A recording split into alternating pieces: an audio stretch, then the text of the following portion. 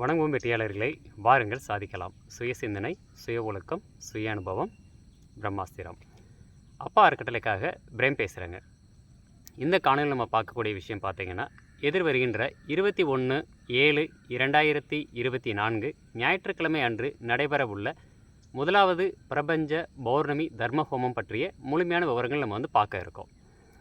முதலாவது இந்த பௌர்ணமி பிரபஞ்ச தர்ம ஹோமம் ஏன் நடக்கிறது, எதற்காக நடக்கிறது, என்ன நோக்கத்துக்காக நம்ம இதில் பங்கெடுத்துக்கிற போகிறோம் அப்படின்ற விஷயத்தை நம்ம தெளிவாக பார்க்கலான் இருக்காங்க. அதாவது இன்றைக்கி மானிட பிறவியாக எடுத்த நம்ம இன்றைக்கி பல்வேறு விதமான சூழல்களை கடந்து இன்றைக்கி வாழ வேண்டிய நிலையில் இருக்கோம். காரணம் அப்படின்னு பார்த்தீங்கன்னா ஒரே காரணம்தான், கர்மதோஷம், கர்மயோகம். அந்த கணக்கு வழக்குகளில் நம்முடைய வாழ்க்கை பயணமாகிட்டு இருக்கு.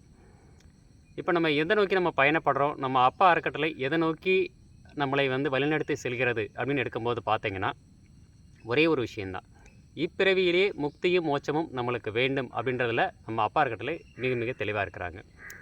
அப்படிப்பட்ட சூழலில் இந்த பிறவியிலேயே முக்தியும் மோட்சம் வேண்டும் என்றால் நாம் நினைத்த வாழ்க்கை வாழ்ந்தாலும் மட்டுமே அது சாத்தியப்படும்.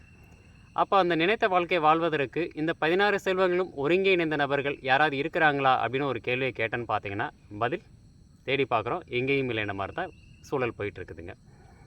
அப்போ இன்றைக்கி நம்ம நினைத்த வாழ்க்கை வாழ்ந்து விட்டால் இந்த 16 செல்வத்தில் ஏதோ ஒரு செல்வம் யாருக்கோ ஒரு நபருக்கு எங்கோ ஒரு மூலையில் கிடைக்காம பல்வேறு விதமான மன உளைச்சலுக்கு இன்றைக்கி ஆளாயிட்டிருக்கிறாங்க. அப்போ அதனை நிவர்த்தி செய்யும் விதமாக இந்த பிரபஞ்ச பௌர்ணமி தர்ம ஹோமம் முதலாவது ஹோமம் நடைபெற உள்ளது. சரிங்களா? இதற்கு என்ன விதிமுறைகள், இதற்கு என்ன நிபந்தனைகள் அப்படின்றத நம்ம தெளிவாக பார்க்கலாங்க. சரிங்களா? இனி வரக்கூடிய ஒவ்வொரு பௌர்ணமி மற்றும் அமாவாசை தினங்களுக்கு இது நடைபெற உள்ளது. சரிங்களா? பௌர்ணமியில் நடக்கக்கூடிய இந்த பிரபஞ்ச பௌர்ணமி தர்ம ஹோமத்திற்கும் அமாவாசை பிரபஞ்ச தர்ம ஹோமத்திற்கும் ரெண்டுக்கும் வித்தியாசம் இருக்குது. அது பற்றின விஷயங்கள் நீங்கள் தெரிஞ்சுக்கலாம். இப்போ முதலாவது பார்த்தீங்கன்னா பௌர்ணமி நடக்கக்கூடிய விஷயங்கள் பற்றி நீங்கள் தெரிஞ்சுக்கலாம். நிபந்தனைகள் விதிமுறைகள்னு பார்க்கும்போது பார்த்தீங்கன்னா 1 அப்படின்னு இருக்கும்போது முதலில் பதிவு செய்யக்கூடிய 32 நபர்களுக்கு மட்டுமே இந்த வாய்ப்பு கொடுக்கப்படுகிறது.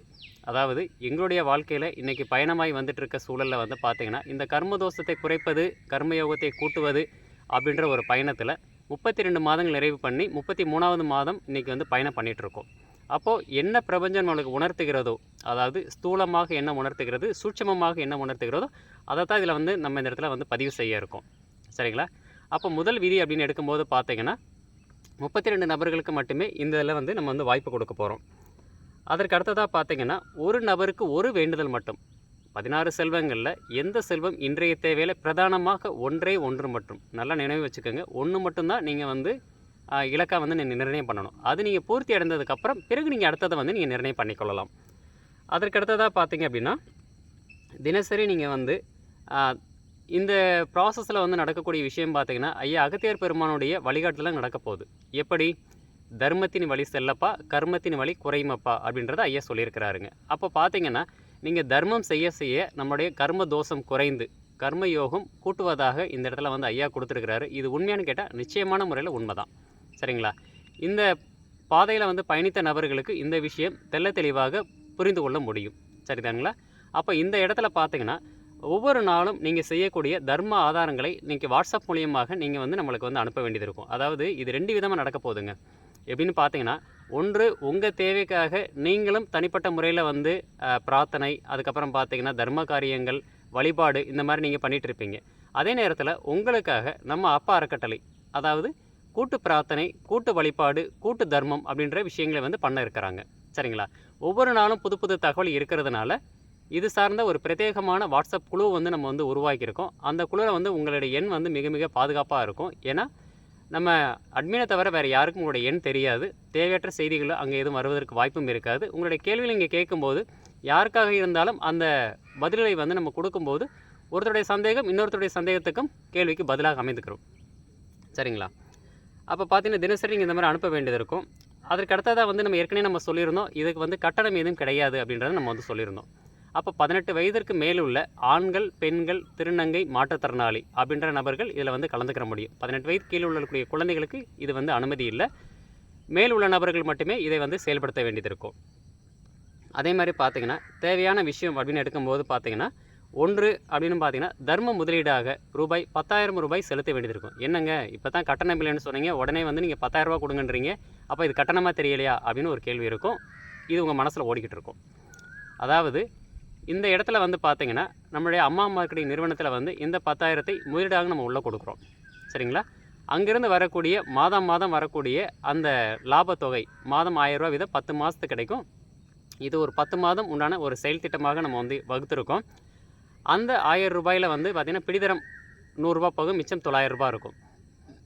இது ஒரு நாள் செய்யக்கூடிய தர்ம காரியமாகவும் இருக்கலாம், இல்லை தினசரி பண்ணக்கூடியதாக இருக்கலாம், இல்லை ஒரு வேலை பண்ணக்கூடியதாக இருக்கும். அப்போ கணக்கு பார்த்தீங்கன்னா ஒரு வேலைக்கு ரூ. 10, ஒரு நாளைக்கு ரூ. 30, மாதம் ரூ. 900 அப்படின்ற மாதிரி ஒரு சூழல் என்பது வரும். இதையே நம்ம வந்து முன்கூட்டி இப்படி நம்ம வாங்குகிறோம் அப்படின்ற மாதிரி பார்த்தீங்கன்னா, நம்ம சரியான பாதையில் பயணிக்கிறோம்.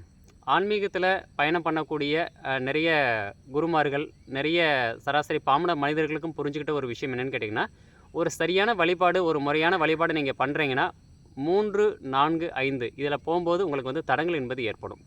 கண்டிப்பான முறையில் அந்த காரியத்தை செய்ய முடியாது. இப்போ நிறைய முறை கேள்விப்பட்டிருப்பீங்க, நீங்கள் திருச்செந்தூர் போயிட்டு வாங்க, உங்களுக்கு வந்து குழந்தை பாக்கியம் கிடைக்குன்னு சொல்லுவாங்க. அப்போ ஒரு 5 மாதம் நீங்கள் பௌர்ணமிக்கு போயிட்டு வாங்கன்னு சொல்லுவாங்க.